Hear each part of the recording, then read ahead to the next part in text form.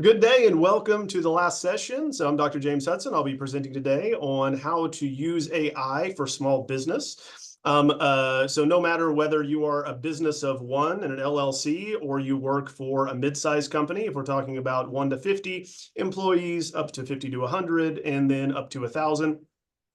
We hopefully will have something here that will be relevant to you. So today I just wanted to break things down to make sure it's relevant for everyone. First off, can everyone see my screen? Are we good to go there? If there are, Yes. yes, okay. And so drop questions in the chat as we go, so I make sure that we address them. If it's something that I should clarify as I'm going through, Megan, please, unmute and then let me know. I can't see the chat, unfortunately, at the moment, so I just want to make sure I address everyone's concerns or questions.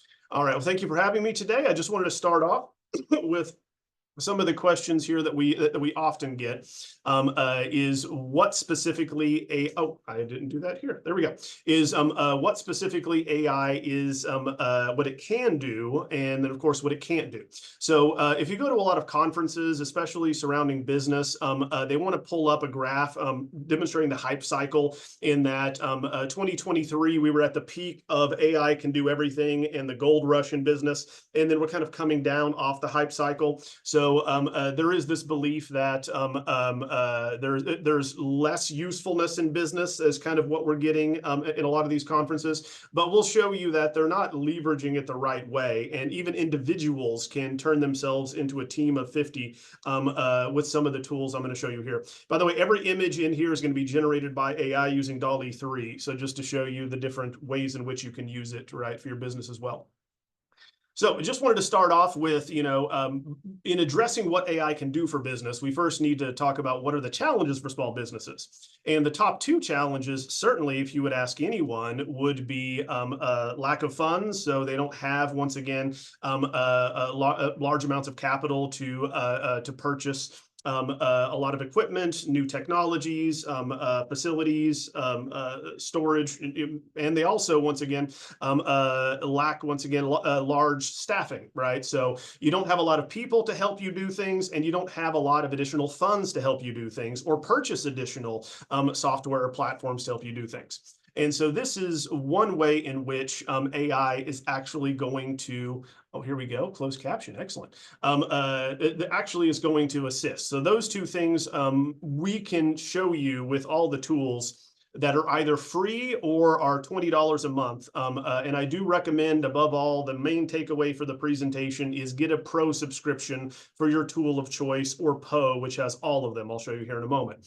But it allows you to do things that you were not able to earlier, right? So automating certain processes, handling social media posts and generations, helping you with budgeting, right? And other elements, content creation. So it does things that would otherwise require quite a bit of funds to purchase the platforms and the tools to do this, and it makes you much faster. And this was shown quite a while ago.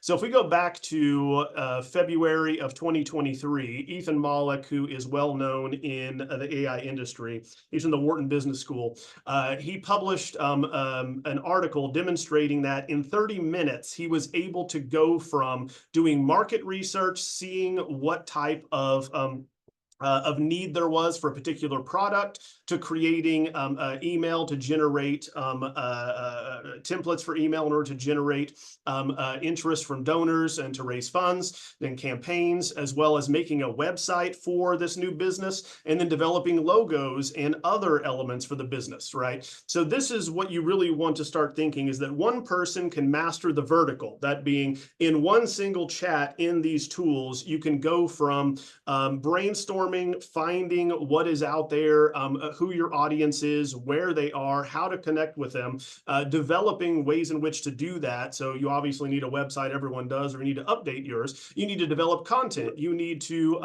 once again go through all of these processes, and you can do it all together because now we have a larger window that remembers what's happening in each chat.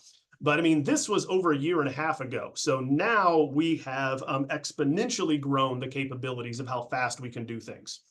Now, the first thing we have to do, though, is talk about what AI is. And now it seems that anytime in the media you watch news stories or you're talking about AI, what they generally mean is generative AI. But it brings together three other the main categories, types of AI.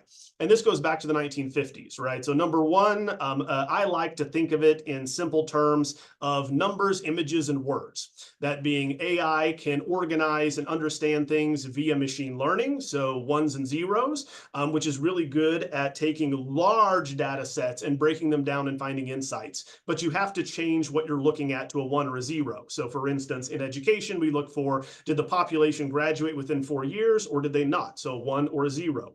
And then we can break that down further.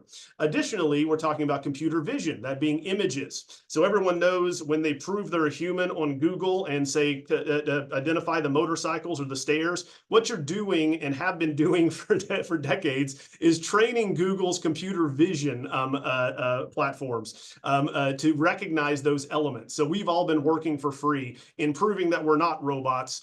We've been helping robots. So I just love the irony there. But that's images, that being able to identify and see things and recreate imagery. And then finally, natural language processing, that being words, right? So this is the future that we're talking about. Everything is being built around natural language, right? So whether that's going to be talking to your smart house or your smart car or your phone, every interaction we're going to have, say, turn on the lights, right? Turn on the TV, go to channel 47, I want to watch Netflix. It's all going to be based on NLP, right? Words. But underneath that, you might have machine learning or computer vision. What the benefit of generative AI is it does all of those simultaneously. So it once again is a semantic overlay for these other three. And so it is able to take what the information is in whatever data set and then output it in ways that are more useful to us, right? So through conversational modes, organizing the data however we want. So that's really what generative AI does, or like ChatGPT, generative pre-trained transformers. It's where you train, right, this wonderful large model on a large amount of data. And we're about to have trained all of the human produced data and information that was ever produced throughout history by the end of this coming year. And so imagine accessing everything that was ever known. And you might say, well, we've had that since 1998 with Google, right? So you can go and find out anything that you want. But the problem with that is it's information overload. It's so much information that you can't actually identify what you need to get out of it. Maybe you just want a lasagna recipe, but you have to go through, a whole bunch of ads and or the history of, Italy to get there. And so what you need to know about generative AI, which everyone just calls AI now, is going to be that it's only as accurate as the data it's trained on. So if it doesn't have good data, it's not going to give you a good output, and it might make up things like hallucinating. So hallucinations are where AI models are trying to make you happy by giving you an answer you want, but it has to make it up because it doesn't have that information. That was a big problem in 2023. That has dropped to 3% now at the end of 2024. So I just want to kind of point that out. Everyone wants to point out the limitations of these models and what they can't do, and this is why. But now we should note that's not as big of an issue. But before moving on and before using AI in your business, you want to think about becoming AI literate. And you want to think about the Dunning-Kruger effect. Now, once again, this effect comes from psychology, and it states that we as humans tend to think that if something is easy for us, it's easy for everyone. Or if it's difficult for us, it's difficult for everyone. Right? And in such a way, we can apply that to the journey, and I had my own, everyone does with AI. So I remember the stable launch of ChatGPT in November of 2022. It was magic. It was just amazing what it could do, the capabilities. It's amazing how we think that's quaint now, looking back just over a year, but we're moving that fast. So I went through the process of realizing, thinking, wow, this can do anything. This is amazing. This is going to change the world. To, as you see here, damn, it doesn't actually do what I thought it did. It's making some things up. It can't actually, reason or think yet. It's not sentient, all that. And so once you get past that and you have the reality of what it can and can't do, that's when you want to start using it. Because the people that overestimate the ability are those that just take a one prompt output and then paste it in or use an image or whatever comes out without actually looking at it. And that's how a lot of people were getting sued back in the summer of 2023, because they weren't fact checking what was coming out and they weren't giving it things such as legal briefs and things like that. So obviously fact checking, you're responsible for the final content you put out there. But if you underestimate the ability of what these tools can do, you're not taking advantage of what could potentially be additionally 80 hours of work that you're not doing any longer out of your work weeks. You can focus on things that are more meaningful instead of, say, formatting a document and or organizing things alphabetically or searching for something, right? So it can do that relatively quickly and easily. So this is kind of why I like to start with this as framing, because there's still a lot of skepticism surrounding, should we use it? Does it actually produce good results? How can it be used? And here's kind of an easy way of comparing it. So think of the stable launch of ChatGPT in 2022. And this is just the most famous tool people are familiar with. There are now hundreds, thousands of APIs. I can show you in a moment in po.com that do different types of tasks. But let's take the example of ChatGPT. When it launched, it couldn't access the internet. It made stuff up all the time. It hallucinated. It could only output one type of media at a time, such as text, right? It couldn't go back and forth between different ones. And it only was trained on internet data up until 2021. So if you asked it for any current events, it didn't know, and it would just make it up. So now where we're at this point, and again, remember that we have the launch of ChatGPT 4, right, happening about a year ago. So we're 4 models ahead of that now, as well as Google Gemini. They can all access the internet live. You can attach them to databases, right, as plugins. So you can have it give it access to large amounts of information and specialized kinds of information that will help you. And you can go back and forth. Right now with the tools, you can go back and forth between words and images to words to coding, different coding languages. You want JavaScript, you want HTML, you want Python, you want to make a website. So it's multimodal. What's coming next, the GPT-5, which is really exciting for everyone here, is we're going to be adding video and music to it. Right now we have coding, data visualization, words and images, but now video and music is going to be very exciting. So think of the ads you can do that'll be much more powerful with this coming up. So just to show you, if you're only using, and this is what I hear quite often, even at conferences that supposedly are bleeding edge and are talking about the latest things these tools can do, they still are talking about the free GPT 3.5 that they tried a year ago. And unfortunately, if you're only using the free version, it did get better, but you're missing out. You're not seeing everything that it can do. So I just want to show you, it doesn't just write stuff, right? It doesn't just, once again, outproduce text, but it will do images, video, data visualization. You want coding, scripting. You can do real-time language translation. That's really important for meeting the needs of different language populations. And so I did want to add this just briefly, that in most subscriptions to pro models are about $20 a month.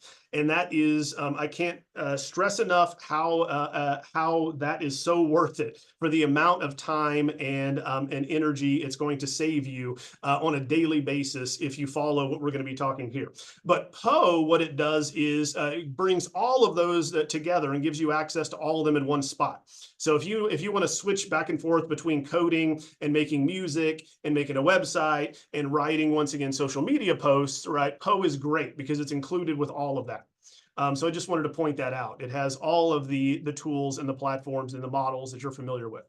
Now let's talk about, we went through the good and the bad, now we'll go through the ugly.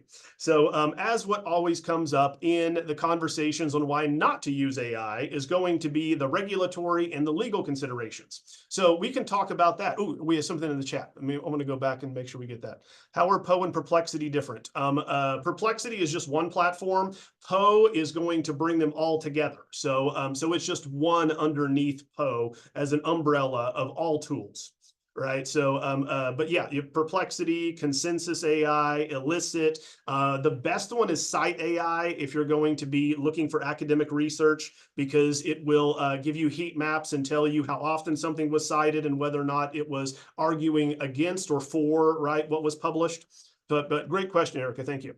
So I just wanted to move on with the regulatory considerations. So what we saw starting off is this is a new way of creating content. And to create this content, you have to give it large amounts of data to train on, right? And so initially the argument was, and has still held up, that if it is freely available, right, on the internet, not behind a paywall, etc., then training on it should be fair use. As well, if it's public domain, such as literary works that are 100 years old, like Edgar Allan Poe, since we just talked about Poe.com, there are no legal restrictions on reproducing those works and training on them.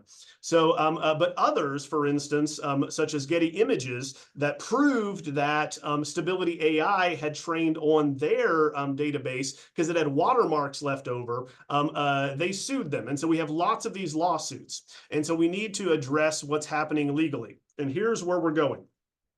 So the outcomes of all those lawsuits and what we're moving towards for all artists, creators, and individuals who want to maintain copyright and IP control over what they do is the Adobe model. So the Adobe model with Firefly, if you're not familiar with it, is an AI art generator from the same people that have Photoshop and Illustrator. And so they partnered with NVIDIA in order to train on stock images that they paid a percentage to in order to train, right? So they paid to do it. And that's what we're going to be looking at in the future is artists, creators, musicians will either opt in and then get paid, say, royalties or percentages for having their work trained on these models, or they can opt out. You can do that right now. There's one on Instagram and Facebook. You can opt out of what you post on there being used to train their model for Meta.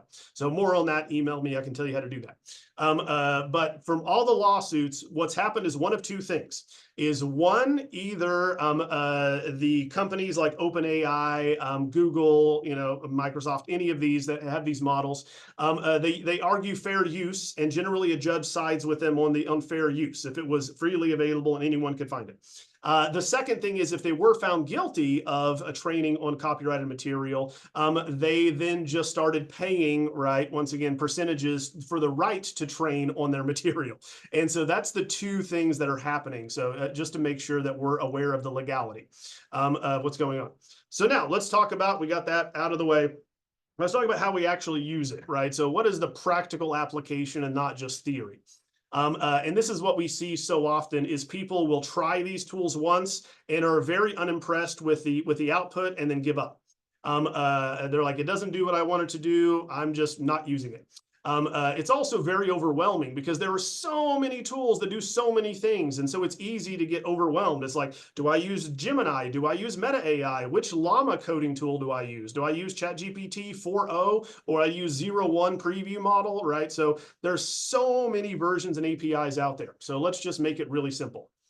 All these, by the way, are generated by AI, and I can give you the prompts if you want. So just like with the text, if you want to make images, you want to give it the subject matter as specifically as you possibly can. So in this one, I said, have a 1940s cartoon style of a man standing next to a computer acting puzzled.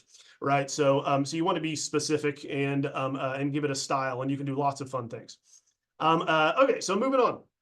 Now, before progressing, this is something we all are going to have to deal with in the age of AI, and that is our identity. is going to have to be negotiated. And what we really need to consider is making our identity small. And what I mean by that is not associating who we are with one particular profession. That being, I'm a real estate agent, or I'm a professor, or I'm a scientist, right? So because of how we're going to be augmented by these tools, we'll be doing different things. So in all of our research over the last 3 years, we found that some people hated this technology. Others were just creeped out and find it soulless and wrong. And then others loved it. And we're like, why do some people love it and some people hate it? And here's what we found. And you want to ask yourselves the same question. If what these tools are doing is going to be what you do for a vocation, that's the fear of being replaced and losing your job, which is a fear that most people have about losing their job to robots. And remember that in 2017, there was a survey among Americans where we ranked the fear of being replaced by a robot above the fear of death. So we have been afraid of robots, and I have an article that's coming out. This goes all the way back to antiquity with, the ancient Mediterranean, the Greeks, the Romans, the mythology. We've always been afraid of technology, and for that reason. But what if you're a content creator and it creates content, right? So that being, oh my God, I'll be replaced. So that's one reason in which people will not want to use these tools. The second one is identity loss, right? And that's going to be, what if you deep down in your soul say, I'm an artist, I'm a musician, right? I am a filmmaker, I am a poet. And then it can do that. Then what are you if you're not a poet? What are you if you're not a musician? So this is something that's been coming up a lot. What is your role now, your identity? And the final one, oh, great. I just, if this is already mentioned, absolutely, yes. Juanita, I sent along they have one set of slides. I sent along this brand new set right before this, and I can put it in the chat too. So you're going to have all of it because it's going to have prompts in here you're going to want. Okay, so you're quite welcome. So once again, the last one is going to be something that I see quite a bit in presentations like this, especially with seasoned business leaders, is perceived expertise loss. That being, no, I'm the expert in business management or in marketing or in advertising, right? So that's what I do. Right? I don't need this. I have seen some very incensed people that I've been presenting to when I told them what the tools could do. And they were not happy. And so this is the 3 things you want to consider. But what we all have to consider is going to be the AI guilt phenomenon. That being, especially in America, where we were taught that we are to put our nose to the grindstone, to work hard, and that hard work and effort and persistence is character. It pays off in the long run. That's the American dream. So what we find is that there is an ingrained belief that we have that the amount of time and effort that goes into something equates to its value. And so that is no longer the equation that we can have. But we see this quite often. So if any of you are graphic designers out there, this is very common, in which a client might ask you to come up with a logo, and then it takes you 30 minutes and you send it back. And they said, why are you charging me $5,000 this logo if it only took you 30 minutes? And you say, well, that's because you're paying for the 30 years it took to get this good for the logo. And so we've already had this idea, but we need to start thinking about overcoming this kind of this conception that we were all trained and raised with. Okay, now let's get down to business. All right, so first steps. So as everyone here, this is relevant. If you are a beginner, we'll get to the really advanced stuff in a minute. Don't worry, you'll be building your own stuff by the end of the day and over the weekend. But the first steps, decide on a version you want. I don't advocate for any one tool. It doesn't matter that much. I mean, Poe will get you all of them, so that's the easiest thing to do. I still use ChatGPT because it has more multimodal functionality, but I know a lot of English professors and programmers and coders that prefer Claude because it's better at written output and scripting and coding. So potato, just choose one that you like. They'll get the job done, right? And then you can switch over later on. These are monthly subscriptions of $20, and then you can cancel anytime. All right, so it is so worth it. So that's step 1. So log on, get a paid subscription to any of them of your choice. right? So, and then step two, once you start using them, you need to be specific about what you want. And this is true for all types of AI. So if you're going to be asking it to generate, a business proposal or design for a website or an image to engage Generation Alpha viewers, you need to say specifically what you want there. So in this way. And the more detailed you can get, the better. Here's another thing that really trips people up is they still are using it like Google. That being, it's not a search engine. So you want to talk to it like a person. Think of it as a buddy, as a co-pilot, as a person that will help you. Right. So is your little buddy on the side. So you want to talk to it like a person because that's how it's trained. It's trained on engaging with humans in natural human language, natural language processing. So, so you want to engage with it as such instead of just saying, find recipes for X, right? You can then say, hey, I'm throwing a dinner party and there'll be this many people here. And so I'm thinking about, this type of recipe. What else should I be considering? So just like you would a human being. And this also leads to the next one, give it a role. Now, the science, if you want to call it that, it's really an art of prompt engineering is changing, but this is still true, is that it works better if it knows what it's supposed to do. So I still give it roles, that being, you are a social media marketing expert with 20 years of experience, specifically on YouTube and Instagram platforms, and I want you to brainstorm a campaign for this new product.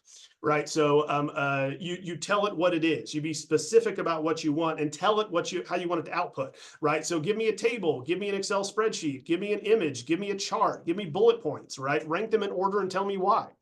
All right. So let's go to more specific things here. Now, since this is for small businesses and entrepreneurs, most of those that we run into and talking to mentors, around the country and around the world, we find this to be very true, especially tech startups, is that someone will have an idea, but they don't know what to do with it. All right. So, I'm going to start a business for boutique dog grooming, right, for this particular neighborhood. Right. Okay, that's great. Right. So how do you find your people? How do you know that that's actually a business that will survive in that area? How do you know it's a good idea? So this is where AI really comes in, is it can help you with market research because you can have it access the internet live and or other databases if you want. You can plug into those and do research into different areas, right? And say, what type of businesses and what type of customers are you looking for? What would be your business strategy? What is your business model, right? So are you freemium? Are you pay-per-click? So all of these things you would ask. And then, of course, helping you carry it out. But here's another one. So once you decide on a business, you decide on what you want to do, you need to start thinking about marketing and branding. What's your brand identity? And so it's good for getting you started there as well, because it's great at iterating logos, websites, banners, right? Whatever you want, you tell it the style, what you're going for, right? So you really want to say, I want to have a sophisticated branding campaign, and I really want it to be floral themed, and I want it to align with spring and sophistication, right? Whatever you want to be, specific as to what are you trying to communicate, right, to your audience. And then we can talk about copywriting that later on. Really, just take this, you pull it over into Photoshop, not Photoshop, Illustrator, or something else, and build it again, and you can copyright it. So if you're worried about that, or you can just use Adobe Firefly. That's fine too. It's just not as good as the other ones. Okay, so let's move on. So that's great, but finding clients and communicating with them is also something else people don't generally think about. That being, I have this great product, I have this great service, but I just can't seem to get traction. I can't seem to get people. Where are they? And so it really can also help. I've used this extensively and showing others on how to understand, kind of demographics and where people are. Right. So you have to have a social media presence, right? But you need to know where on social media your folks are. Who are they? Are we talking about, females between the ages of 18 and 24? Are we talking about, so you have to be specific to the demographic because they're on different ones. Are they on TikTok? Are they on YouTube, which, believe it or not, is a social media platform, even though you might just watch music videos on it. But you can find who are they and where are they. And then you can start creating content content tailored to them and automating the posts. All right, so that's something we all. I'm guessing most people here, if you are small business owners or work for a small business, probably have other responsibilities aside from your business, right? So you might, have a spouse, care for elderly parents or dependents or children. You might be working multiple jobs. You don't have a lot of extra time. And so, but the less you're posting, the less you're out there, the less visible you are, the more your brand is slipping, right? The less visible you are. So you want to start thinking about automating your posts, but it can't just be anything, right? This is the big problem most people have with using AI is they don't craft it to a particular audience and they don't use particular rhetorical styles. So it all sounds the same. And we keep getting the same messages over and over again, and we don't care, right? So you want to make sure it speaks to that population. So just showing you, it can draft these things relatively easy, but you want to be specific, right? So in this one, I put in, just as an example, I said, write me a LinkedIn post with emoji and hashtags. And it's going to be for a company that specializes in trips to the Caribbean for people between the ages of 55 and 65 that are interested in culture, history, and food. Right. So I was very specific about what I wanted and wanted to put out. But then I can change it. I say, okay, now I want to attract a younger clientele. And so I want you to rewrite it for this audience and highlight the things they would find interesting, right, in this particular trip and the service I provide. It's also good for customer service automation. So I don't know, we're kind of caught in this weird place in history to where we want things done really quickly and don't want to have to deal with a person to get it done. But at the same time, we want a person and want to know that we can talk to them if we need them. And so what AI does is the first round, right? So it's there to take care of FAQs, of simple things, of connecting you. Here's, what your services are. Here's your address. Here are your hours of operation, all of that. And then lots of the models now will say, if you say, okay, I want to talk to a person, it'll then kick them over live and call someone and or email them and put a ticket in. So that's one way in which any business can start ensuring that they're not missing out on customers or customers not getting what they want because they're not being responded to. So that's something else that's really good. Now let's talk about real world examples as well. I was working with a real estate company and I asked them, what do they spend most of their time doing during the day? And so they said finding comps, that being looking at other properties that they can then determine the price for those they're selling. And I said, how many hours a day do you spend doing this? They said 8 hours because they're manually going in and Googling every property that is similar to it and then making a spreadsheet. And it was painful to hear. And so I said, well, this can automate the process because it can do that for you. And so I just said, what is the zip code you're looking for? What are the criteria in the properties you're looking for? That being those that are street adjacent or back up to, say, a tree line, et cetera.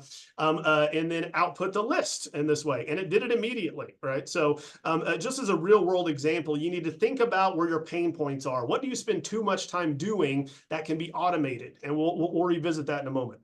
Probably the biggest thing for small business owners to be helped with here by AI is financial management. And so a lot of the software associated with it, QuickBooks and others, sure, there are some relatively cheap versions, but the functionality is not that great. There are many other GPTs now out there that are free with your paid subscription of $20 a month that can help you. And remember that it can input and output whatever you want, like Excel spreadsheets. So if you want to input invoices and or get P&L and or do pay your staff right during the month, it can help you speed that up, right? It's just it's a lot of work otherwise, as those that have done anything in HR know.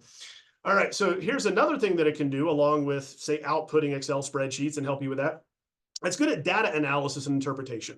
So early on it was not, but it's very good now in that you can give it a spreadsheet, you can copy in just sections of data that you want, and then you can ask it for data visualization. So you can see what's happening, what part of your campaigns are actually landing, what aren't, what demographics are you more successful with, and which ones are you not, and why. And so you can tell it. I just put it in as far as preferred AI use and said, give me a scatter scatter plot.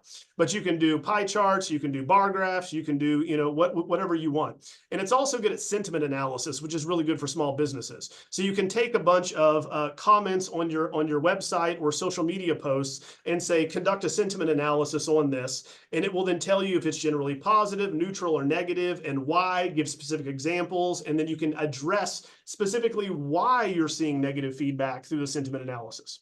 Anyway, it's really good at that. But another thing that all of us are going to have to do, and so it doesn't matter who you are, what degrees you have, and your background, you're going to have to learn new things.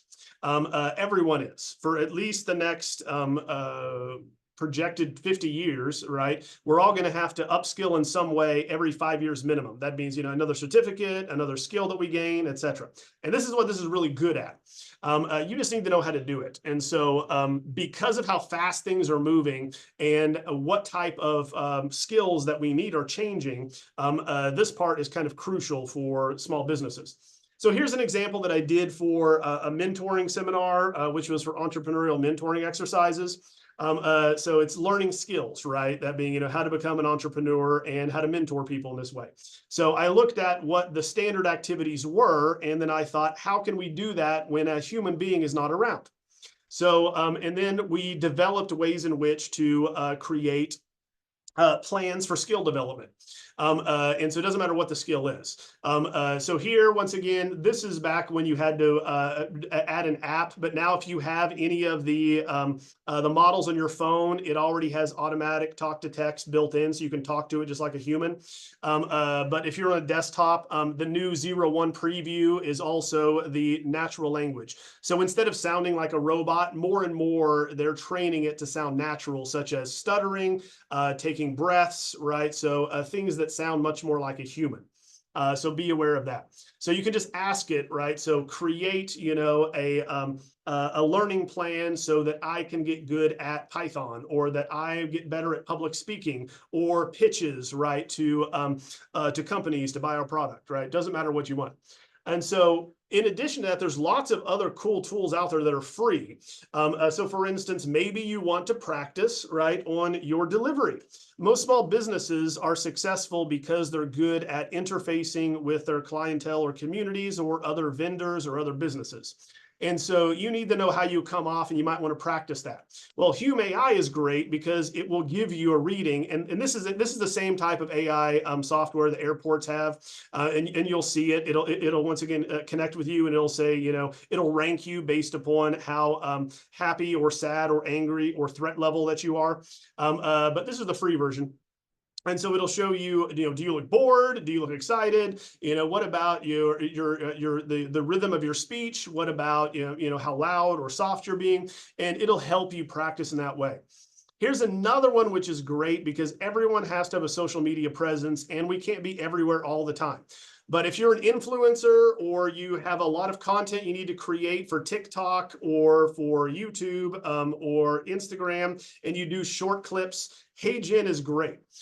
So you upload a 2-minute clip of yourself talking, and it will then generate your clone that you can then feed scripts, and it will read whatever you want. So let's say you need to keep up and keep adding content with different types of material, right, each week or maybe daily, right? So you don't have time to record all of it. Maybe you have, different times a day, you don't want to have to go and worry about getting redressed and or worry about combing your hair and what you look like, etc. You already have a perfect clone ready for you. So this is really good for those that have to generate a lot of content. But what's really good for just general brainstorming is everyone here has great ideas, but they might not come regularly at the right time, and or might not have someone to bounce them off of in order to let them mature. And so this one I use as an example to role play as a mobile kind of entrepreneurship mentor. But Pi is great at this. Pi is free. It's just PI. You can download the app. It's a very affirmational, easy to talk to app. It's not good good if you're trying to connect to the internet and get a lot of factual information, but it is good if you want to bounce ideas off it, have a conversation. It's very positive at being, that's a very interesting question. Let's explore that. What about this and this? We use it specifically, while you're driving, or you might be walking the dog and you have an idea that just pops into your head. You can just start, having a conversation, and the record is there, and you can share it later and go back to it. So that's what I like about Pi. But you can do this with any of the tools. So role playing. That being, you tell it, I want you to role play as an entrepreneurial exercise and a contract negotiation, right? So I wanted to help me practice negotiating for my contract. And it says, are you ready? It says, absolutely, I'm ready to dive in. So the next one I said, I give a market share price for an app of a startup that I'm looking to sell. I asked for 5 million and I want to keep 5% revenue sharing for the profits. And then I have it go back and forth and practice with me there. But you can have it practice, whatever you want. I just want to show you what can be done. Now, as a business, you can also use this and monetize it. So anyone can do this, is create your own custom GPT. And many of you may have done this. But if you have the Post subscription or Pro subscription to ChatGPT, or Claude has a version of this now with a different name. But what you can do is create a specialized bot to do whatever you want. And I'll show you what I mean. You can train it to be an expert, or to do, or to output, whatever. So for instance, so you go into your GPT, you go to create your GPT. All the instructions are here step by step. So they're in the slideshow that Megan just shared here in the chat. But you click on build your GPT, you say, what do you want it to be? And I say, make me an entrepreneurship mentor who will help mentees in the field, right? So it says, okay. So then it outputs, is this, once again, a good profile pic that you want? If not, say no, generate it again. I would rather have, a group of different people talking around a table, right? Pointing to a whiteboard, whatever you wanted to do. And then come up with a title. So you explain what you want it to do, and then you go from there. It then will spit it out. So, okay, here's what it is, right? So with the focus, you're going to be working on mentorship, specifically with tech startups, I said in this particular example. And I want you to have a conversational tone and offer advice as if from a seasoned tech entrepreneur, or a more formal approach, delivering structured guidance where needed, right? So I told it what it needed to do. Now, the first round, you'll notice, was too generic. It just said, here, monetizing an app, blah, blah, blah, right? So this is something that you could get, off Google or anything. And I'm like, no, that's not enough information. So I retrained it. I then went out and found a very thorough guide by a Fortune 500 company about app monetization. And I said, use this for your answers moving forward. Right. And here's the example. You can play with it if you want. But you can do whatever you want. Right. So maybe you're going to give stock picks. Maybe you're going to have something to give baseball statistics. Right. It doesn't matter. You can have it do what you want, but you have to give it the information and train it. Okay, so what time are we at? We still have time? Okay, so we have 15 more minutes before Q&A. So we'll go through big picture. So that is for small businesses of, say, 1 to 50 people.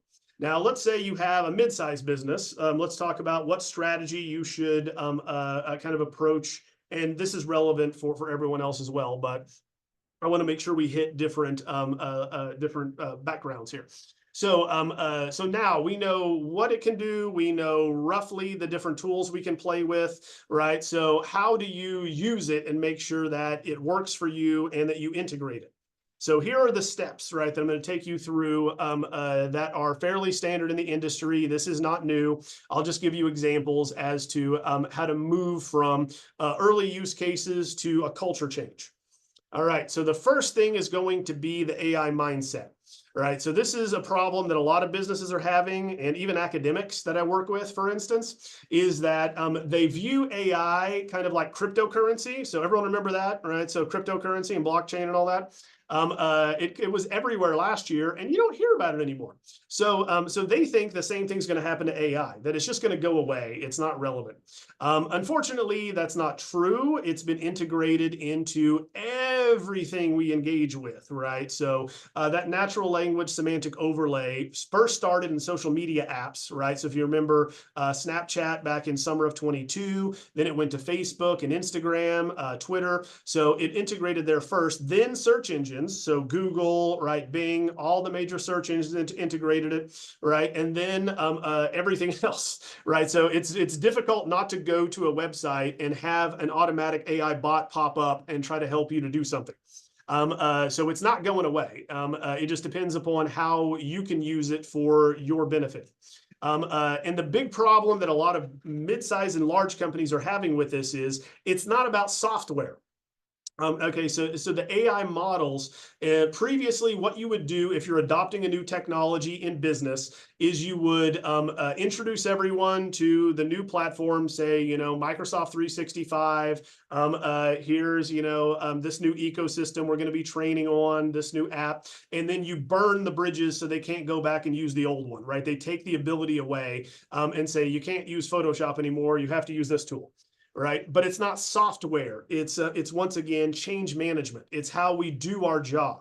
That is the most crucial here, right? So the tools are all there to do everything. We just have to put it together. So the second thing you have to do is actually identify what do you want to do with it.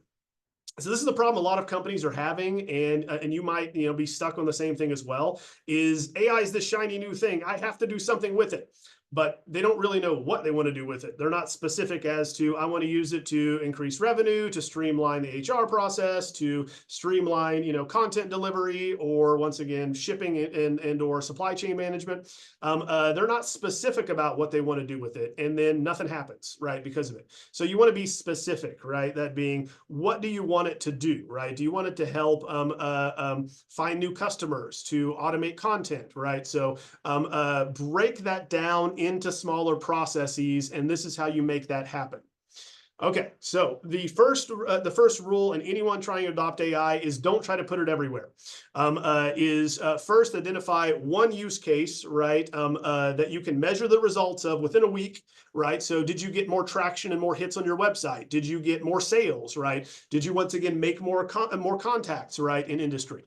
So choose something that is actionable, apply that one strategy, and then scale from there, right? So don't say everyone has to use AI tools for everything now, right? So that's just going to be messy, it'll be inconsistent, and it's not going to work.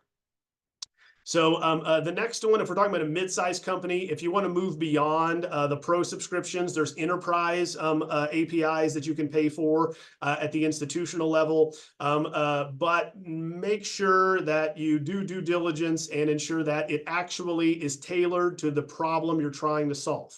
Because otherwise, just use the free tools or just use the pro subscriptions.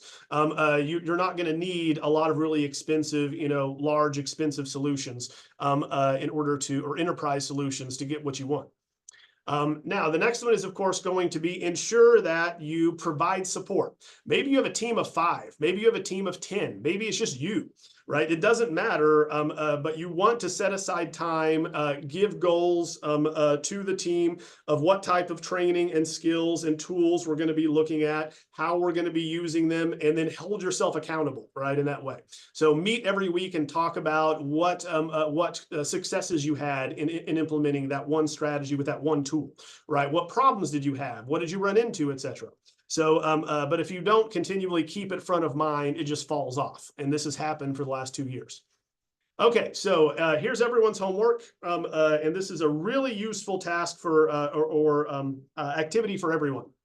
Is if you want to know where AI is going to benefit you most, you need to know what you actually do. And this is shocking to a lot of people to find out how many hours they spend doing menial, repetitive tasks each week. But what you want to do is break things down, right? So start by what do you do daily, weekly, and quarterly if you're going to be on the quarter system. But you want to break it down. What are you doing during the day? Do you batch email for the first 30 minutes after you wake up, then get the kids dressed to go to school, walk them in there, and then go back and then start on this next process, or doing research for something, or calling customers, right, etc. So what are you doing at each one of those points? Now, the best way in which you can use AI is if you can take one-step tasks first, right? So if it's like sending an email, or if it's going to be doing a quick Google search for something, right? So if it's a one-step task, you can automate it. If they're multi-step tasks, what you want to do is break it down. That being, first, I have to know what I need to do or who I need to call. So I had to Google and see what businesses are going to be into baseball memorabilia right in the area, right? Then next, I need to determine of those, which ones do I want to prioritize calling, and then so on, right? So break it down into a multi-step task. Right. So, but really knowing what you do is step one, because then you're like, okay, this is a good place where I know using ChatGPT would really help me organize, right, messy thoughts and notes, right, for meetings, right, and output, right, meeting minutes really quickly, or shareholder meetings, right, and get that out. Now, this is good for anyone as well, even if you're a one-person business, right? Talk to people, right? So go on LinkedIn, find people that do what you want to do and reach out to them.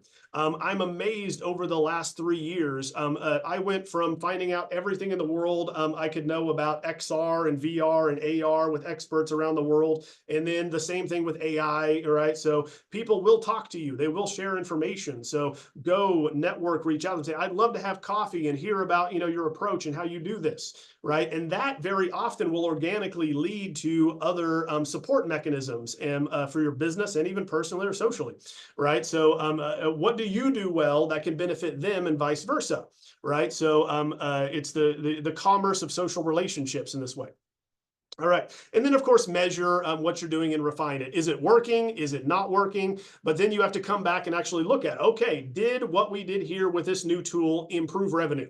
No? Okay, why not? Right. And then you can work backwards, right? And there's a separate process for that with finding the root cause, which I'm happy to share with you if you reach out to me. Okay, so the very last thing, then we'll open it up for Q&A. I think I'm a little early, but I want to make sure we address everyone's questions. Is starting off, be specific, be small, be targeted. Don't overestimate what AI can do. It cannot do everything. You are still an expert. You are bringing the best people that are the most successful at using these tools are the ones that leverage their own expertise, and they're augmented by the tools. They're not replacing what they do. So if you have an astounding knowledge of sports trivia regarding the Cardinals, right, use that as your base and then augment yourself with something else. Maybe you're an engineer, maybe you have a background in video games, maybe you're a musician, right? Use what you know, right, in order to then augment it. But also don't underestimate what these tools can do. They can do amazing things. You just have to find the right balance of where it fits with what you do. And of course, you can go on our website here. This is our innovation space in Digital Commons. It has over 100 studies we've conducted. So if you want to know what I'm saying, it can be verified. Here's all the human subjects research and everything that we've done to show you what works in real cases. And as well, if you want to know more, I'm the head of our human-centered AI programming here at Lindenwood, and you don't have to be a degree-seeking student in order to get the certificate and/or come study with me. So anyway, contact information, email me, call me, whatever information you want. I'm happy to share what I have and/or put you in touch with other experts that know more than me in that area. Okay, now I'll stop sharing, and then Wonderful. we will answer questions. Yes, thank you, James. So put your questions in the chat and we'll get them to James. And then I'm also going to drop a link into the chat for the survey to fill out for our conference. It says I clicked on the link and it didn't work. Could we get a PDF? So that link for your... Can I save it as a PDF? Hold on. Let me see if I I don't can know, get I tried to too. let's see here. File, copy. Okay, while we're doing that, I want to make sure we answer any questions we have.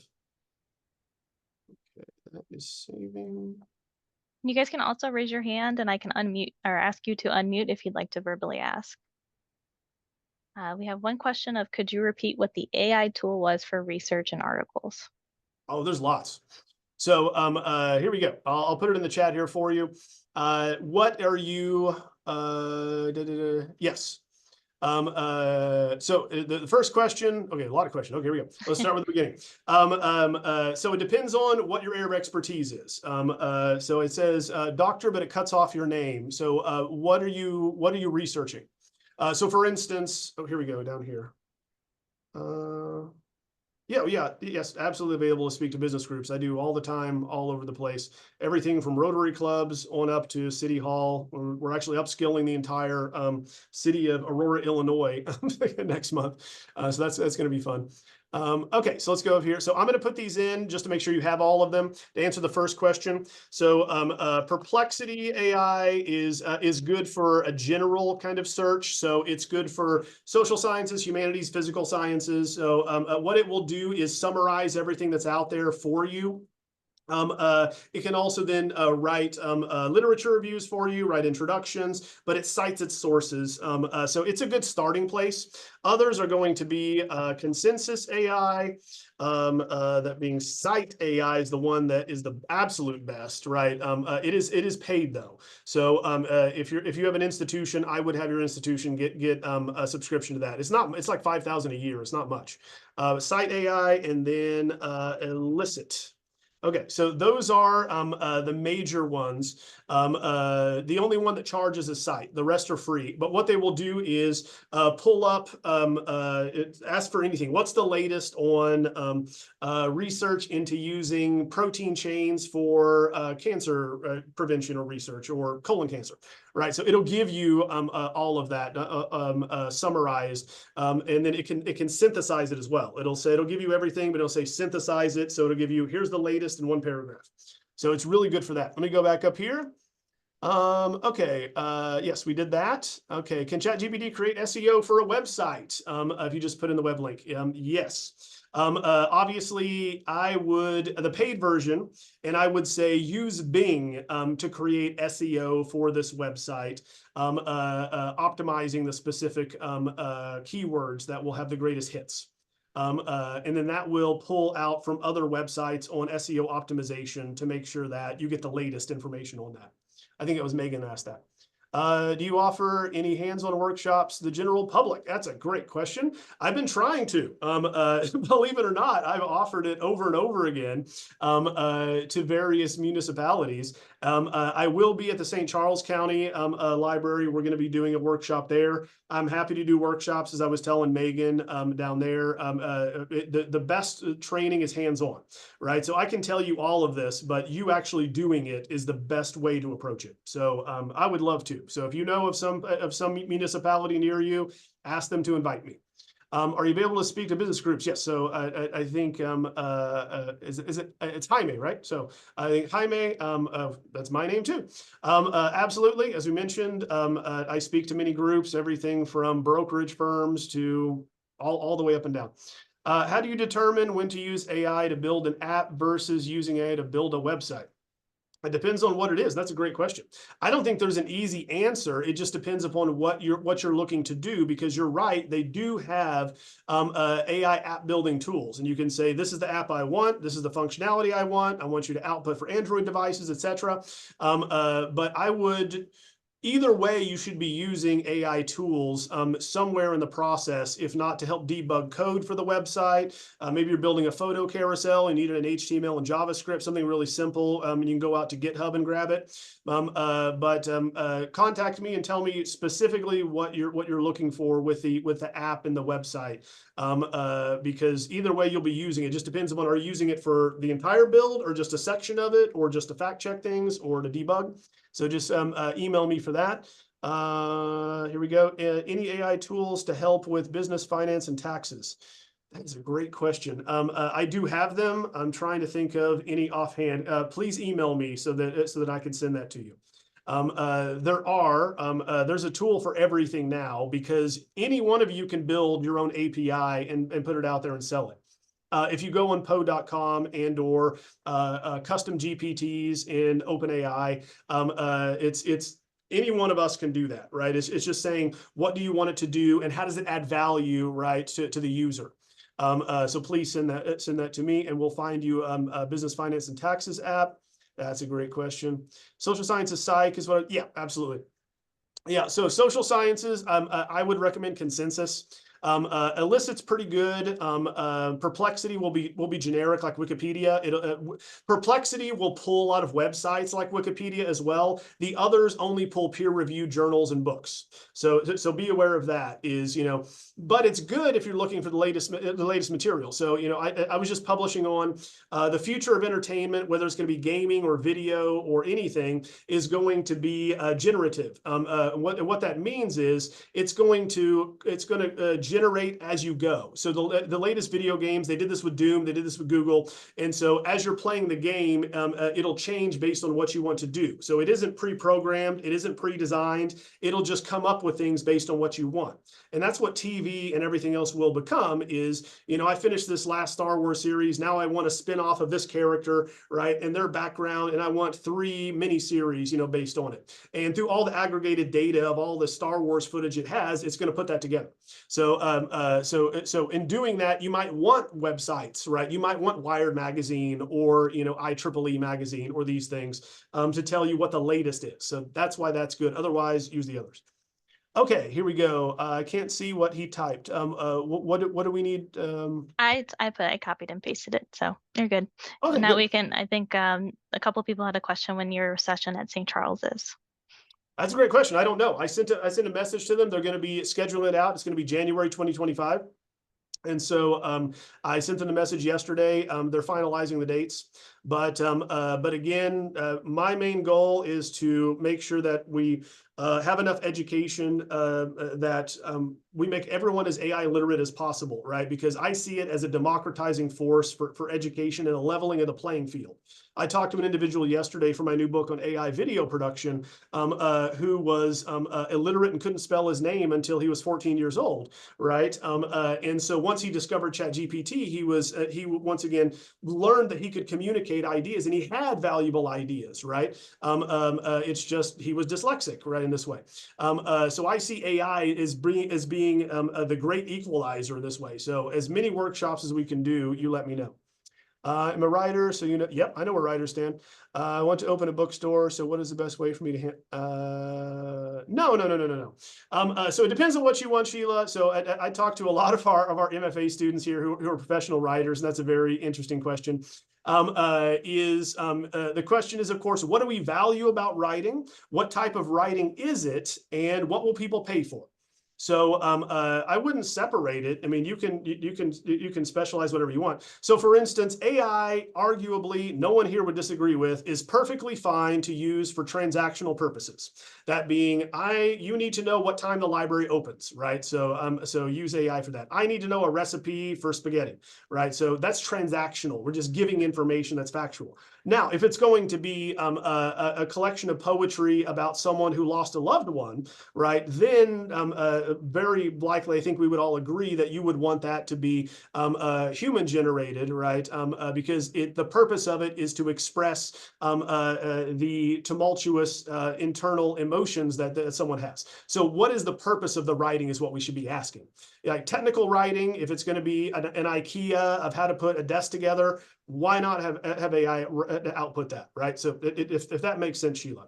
But yeah, if you're looking at, use it to promote your bookstore, use it once again to come up with ideas, promotional things and different gimmicks in order to get people in, how best to target different populations you're looking for. So all that's good, but to give you an idea, in February of 2023, when we had 1 million people adopt GPT 3.5, Amazon had 14,000 books that were self-published in one day.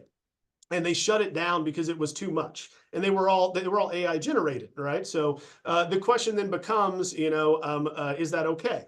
Well, people were paying for it. So some people don't care if it's AI generated. I go to YouTube every day and they have, what does your birth month look like as a demon or, as a Star Wars character, right? And it says AI generated, 3 million hits.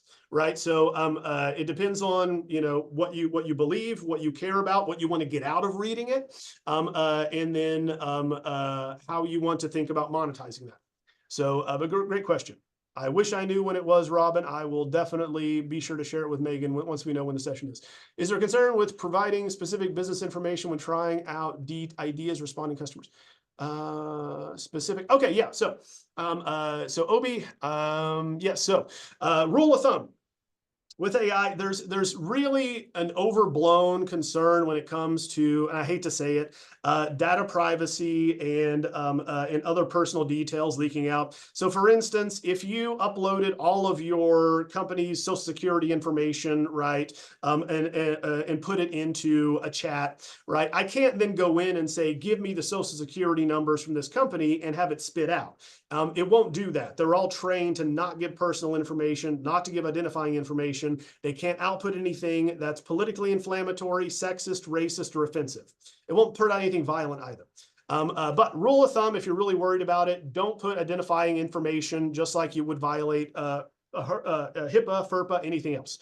Don't put in social security numbers, don't put in identifiers. But if it's anything you can find online, Obi, then it's fair game, right? So if it's something you can go on the website and find the email address, the phone number, and the address of a business, then yeah, put it in, right? Because you can find it. It's public record. Okay, what tools do you recommend to people in real estate? Yeah, any of them really work well. It depends on what you're trying to do with real estate. So, in our example, any of them would help you find comps, right? So that's not a problem. But are you going to be using it then to write up promotions, to communicate with clients, to automate? I have one report that comes from my real estate agent for my last house, which gives me the value of my home like every month, right? So for instance, that's all automated. So it depends on what you want to do. So email me what you want to do, and then we can find one that aligns with it. When analyzing a spreadsheet, what are examples of prompts you give? Do we note or oh no. So you wanted to know? Okay. So spreadsheets. So it depends on what you want to get out of it. So for instance, I do a lot of human subjects research. So I want to know if different populations or demographics are responding differently, and how and why. Do people feel differently about AI? Is there? Can we pull out any identifiers as far as age, gender, right, race, ethnicity, anything that would tell us something about what's happening here? But yeah, don't go really generic, like analyze this column, because it's not going to know what you want. You want to say something like, oh, we lost someone. We want to say something like, look at the results, or the if it's going to be business transactions, mine are going to be, responses on surveys. And I would say, give me the key takeaways regarding X, right? So you want to be specific what you want to look for. I mean, are you looking for downturns, and or are there particular choke points, right, that customers are facing when it comes to a particular activity or time in the pipeline, right? So just be specific, but you wouldn't say analyze. You can say, use this, column if you just want to have a column instead of the entire spreadsheet, and give me key takeaways regarding the data. You can say that, right? But then I would go more specific from there, and then keep asking and breaking it down to get the best information. Do you own the IP generative AI? Great question. That is a great question, because we're rewriting the laws as we speak. And that's what we're doing actually here in St. Charles is we just found the Confluence Tech Hub. So luckily we are able to have a little bit of legal wiggle room in with IP. And so the long and the short of it is this. Right now, if you write something with an AI generator, I think the bookstore owner asked this, you can copyright it. Right? There's no problem whatsoever with copywriting that, because the assumption is there was significant human contribution and intervention in the process of writing, right? Because I can't just say write an award-winning novel, right, about a love story in World War I. It's not going to do it, right? So I have to go through bit by bit and think through what is the next thing going to be, what's going to happen, etc. And so that is significant human intervention. That's going to be the written word. You can do that. Secondly, right, you're going to have imagery. So where we are with imagery right now is the same thing. You have to prove significant intervention, but most AI generated images cannot be copyrighted. So that's why they will be, right? But at this particular moment, if you make a logo with ChatGPT, you can't copyright it. What you want to do is pull it over to another program, another software like Illustrator, Photoshop, anything, Canva, right? It doesn't matter. And then have it regenerate, right, that design, right? So the watermark is going to come from something that can be copyrighted. You want to redo it. That I really disagree with, because there was a lawsuit, which was Zendaya of the Dawn back in 2022, to where an author made a graphic novel. She did all the illustrations, and all of the text was she used AI for it, but they copyrighted the words but not the images. And so she came back and countersued, and actually 5 minutes, I'm going to hurry up, and countersued and showed that she hand drew all the images. She trained the models on her work, right, and then output in Stable Diffusion. And so there was significant. If we're talking about music, 30%, if you want to win a Grammy, 30% of a song needs to be human generated. How do you prove that 30% was? I have no idea. That's the law, though. Yeah, so but that is evolving, and that's going to be rewritten, because this is how things are made, right? So it's the same thing as Photoshop, right? So back in the day, you couldn't copyright something made in Photoshop, right? And now that's just ridiculous if we think of it now. So think of it as like the next iteration of Photoshop. How large in bytes or other measures does a database have to be for AI to effectively deal with? Or is this, you mean how much can you put in as far as a context window, Keith? I guess is the last question we have time for, but I'd love to answer that. Yeah, So and then he has a second question while he's typing. How does Gemini compare to other AI tools? Gemini is Tell us how you really feel. yeah, Gemini's lagging. If you want to use Google, as we were talking about at the beginning of this presentation, use Google Notebooks LM. That is where they're really shining, right? So that's a great tool. It even makes podcasts out of any document. It's awesome.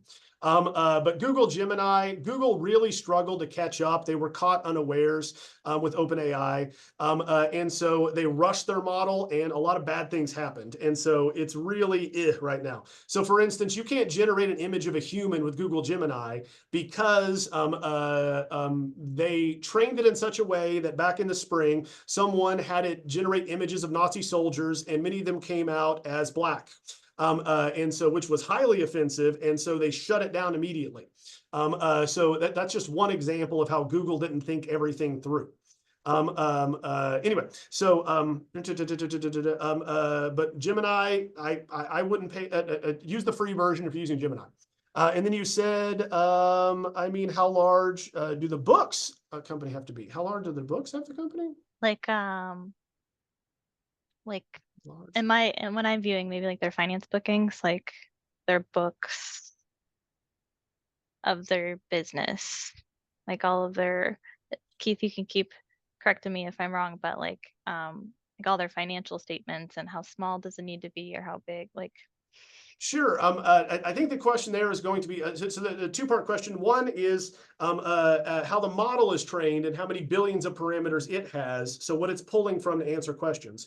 So what's the machine driving it? The second question is, what is the context window that it will remember, and how much the size of the files it will take. So now you can dump in 5 or 6 books, right, into something like Google LLM, right, and or upload entire books, right, in PDF format. If you want, upload the Lord of the Rings, whatever you want, and then it can search the entire thing and remember what it said throughout. But if that's not what you mean, then email me so I can clarify.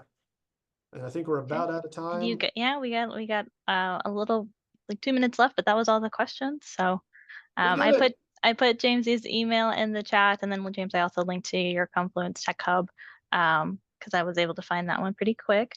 So thanks for joining us today. Again, this was recorded, and we will post the recording to YouTube next week.